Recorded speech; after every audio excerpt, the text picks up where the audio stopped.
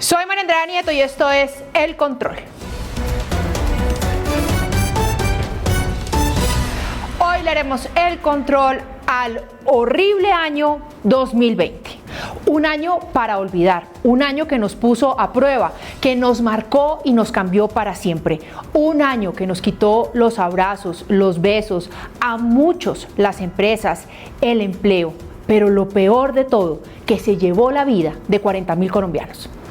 Les hablo del año del COVID, de la pandemia, del encierro, del miedo, de la incertidumbre. Un año en el que pasó de todo, incluso pusieron preso a Uribe. Un año en el que las clases de los colegios y las universidades se volvieron virtuales. El Congreso también. Y mucho, mucho más. El año no empezó nada bien. Nació el Aida Gate. ¿Qué tal la destapada que se pegó la prófuga excongresista Aida Merlano a Vicky Dávila desde Caracas? Uf, eso habló mal de Raimundo y todo el mundo, de los Gerlain, los Char, del presidente Duque, el expresidente Juan Manuel Santos.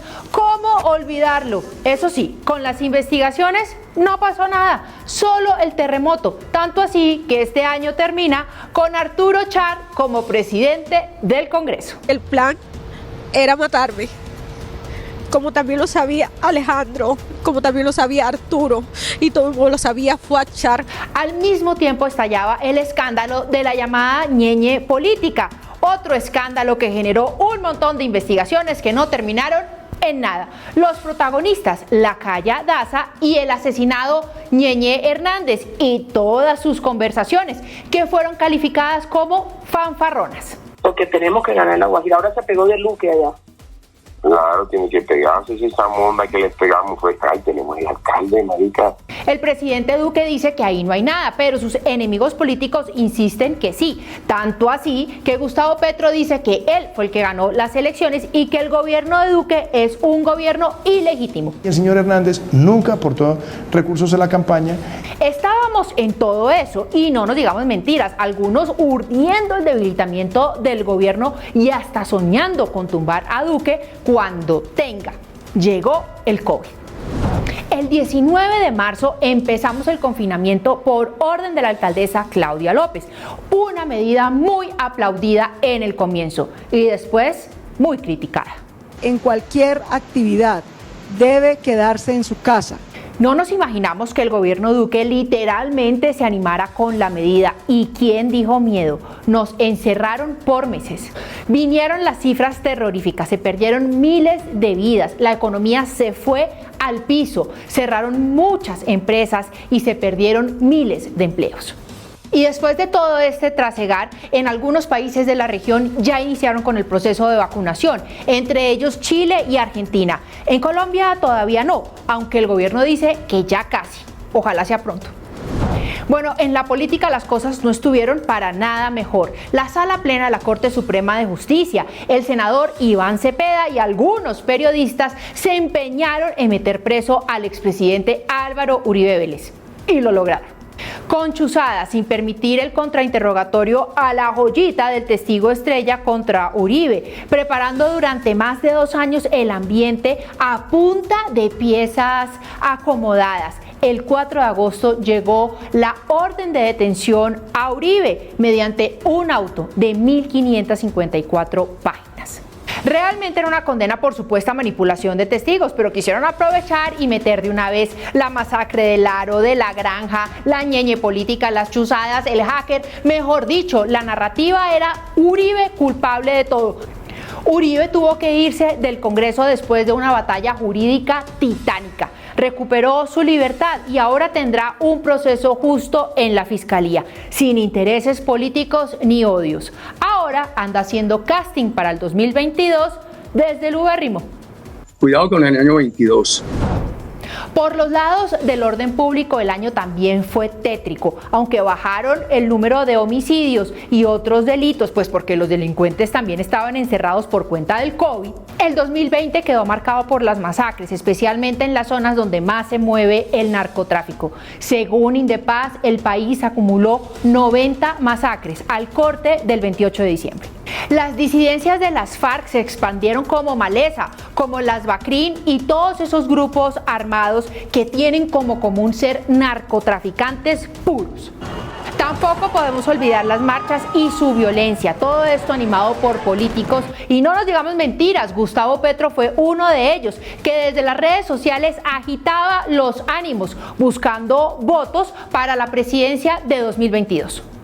Petro ni siquiera fue prudente después del asesinato de Javier Ordóñez en un CAI de Bogotá. Estalló la violencia que dejó muertos, heridos y más de 60 centros de atención inmediatos de la policía destruidos. Violencia con violencia. Entonces Petro actuaba así. Arde CAI de Ciudad Berna en Bogotá. Bueno, pasaron más y más cosas. El Congreso se volvió virtual y después de discutir durante todo el año la virtualidad del Congreso, cerraron con este broche de oro, el aumento de su salario en el 5.1%. Entonces los Roy y los demás se rasgaron las vestiduras, pero pura paja, no hicieron nada para bajarse el sueldo o evitar que siguiera subiendo. Y hablando del Congreso, agarraron a Pulgarcito, mejor dicho no digo nada más. De Odebrecht nada de nada y Santos seguirá fresco como una lechuga porque la plática de la multinacional en sus campañas no se sabe nada. ¿Y qué tal lo de los rusos que nos tenían espiados? No, y eso que inteligencia dice que todavía quedan 21 rusos más habitando entre nosotros, después de expulsar a 2 funcionarios que trabajaban en la embajada rusa en Bogotá. Y de ahí saltamos a Maduro, socio de Rusia y de Cuba. Increíble, se va a ir primero Duque que Maduro. Las cosas de la política. Ay, este fue el año de la banda del Pajarito, una cantidad de activistas a los que les dio por matonear y decir HP y cámara, como gran vaina. Todos con intereses, algunos pagos y siguiendo órdenes. Dicen que algunos se van a lanzar al Congreso. ¡Qué espanto! Otro año sin fumigaciones, sin soluciones efectivas al narcotráfico. Las FARC impunes en el Congreso después de haber confesado el asesinato de Álvaro Gómez Hurtado. Y la JEP ahí. Y Timochenko ahí, con todo su séquito. Y mientras tanto, Santrich, El Paisa, Romaña y Márquez se rearmaron. Pero si hubo algo patético este año, fueron los agradecimientos de Santrich. Con agradecimientos así, ¿para qué enemigos? Agradecer a Roy Barreras, Iván Cepeda, Lirio Uribe, Piedad Córdoba, Álvaro Leiva, también al espectador. Las cifras económicas lúgubres, llegamos al 21% de desempleo, aunque ya vamos en el 14%. La contracción de la economía fue del menos 8%, malo. La inflación, el 1.5%. Bueno, ya les dije, miles de empresas cerraron. Y podríamos seguir contando tristezas, ya en este punto lo único que queda es esperar porque llegue la vacuna. Menos la rusa. Esperemos que el 2021 llegue con toda la fuerza, con la reactivación y que se vaya el virus. Que frenen las muertes, la violencia, el odio y la polarización. Que Santos de verdad cumpla su promesa de no intervenir más en política y que se deje de reunir a escondidas con Timo. Que Fajardo vuelva a ser lo que fue, que Petro se calme y que por amor a Dios Roy desista de su candidatura presidencial.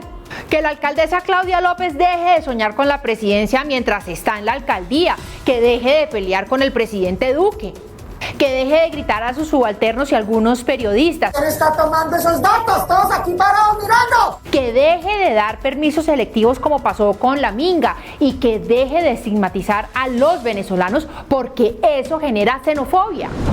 Ay, ¡feliz año! Aquí seguiremos firmes haciéndole el control a quien sea. Y cuidémonos entre todos, las UCIs están colapsadas, la gente se está muriendo, no tentemos al COVID que no respeta pinta. ¡Feliz año!